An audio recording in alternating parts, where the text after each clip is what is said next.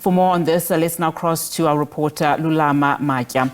Lulama, a very good afternoon to you. Earlier on, of course, we were setting the scene in terms of day one, what has been transpiring. Just talk to us about what else has come up in as far as the delegates are concerned. Welcome back to the mining Indaba Unati at the Cape Town International Convention Center. Yes, earlier on I was speaking about the speech, the main address that was made by the Minister of Mineral Resources, Gwede Mantashe, where he spoke about Africa and South Africa being rich in mineral resources but having poor communities.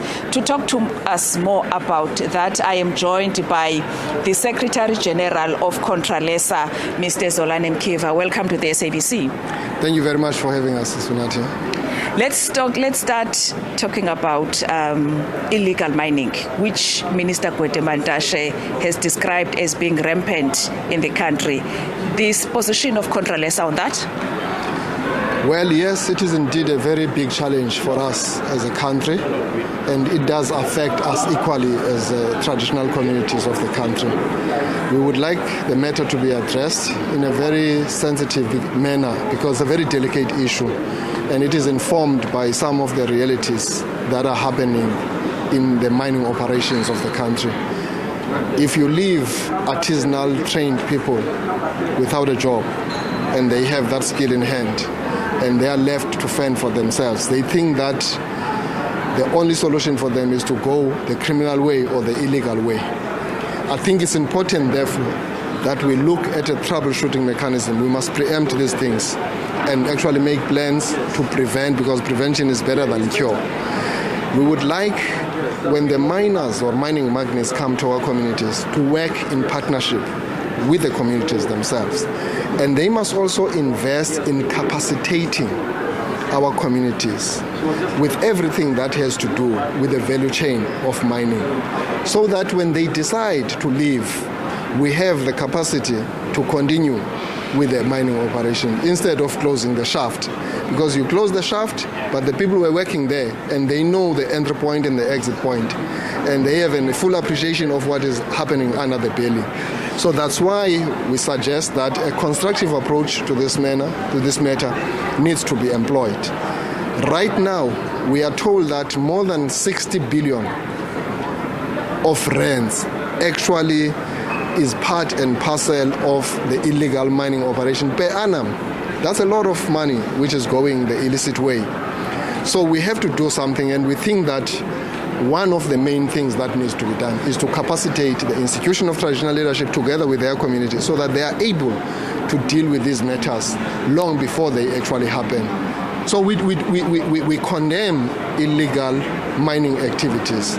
They need to be stopped because they have taken root, and I think we acted too late, and now they are all over the place. And the capacity of the law enforcement agencies is also, having challenges because they are springing all over the show. But we can't fold hands. We ourselves as traditional leaders, because most of these operations are happening in our areas, we must join hands together with other communities so that we prevent this thing from escalating. On communities, poor communities living next to mines which are rich in minerals, the minister also talked about that point. What's the position of Contralesa in capacitating as well as developing mining communities? It is indeed a contradiction in terms that we can have these minerals which point us to a fact of the matter that we've got wealth right under our feet. But the reality is that our communities, particularly those under the jurisdiction of traditional leadership, the rural areas, are very poor. So we have to do something to partner with government and the mining houses to change that outlook, because it's not good for the country, it's not good for our communities. It points to a continued brutal exploitation of our mineral wealth at our expense. So it must change. It must change so that we can now play a meaningful role, so that we fully participate in the whole value chain of the mining in the country, including the compliance by the mining companies to the mining charter, which must give us a fair share in the business of mining. Thank you very much for your time. Thank you so much. Unathi, that was the Secretary General of Contralesa, Zolani Mkiva. With that, back to you at the studio. All right, thank you so much to our reporter there. Of course, we'll continue to monitor that mining in Indaba. Lulama Matya speaking to Contralesa there for us.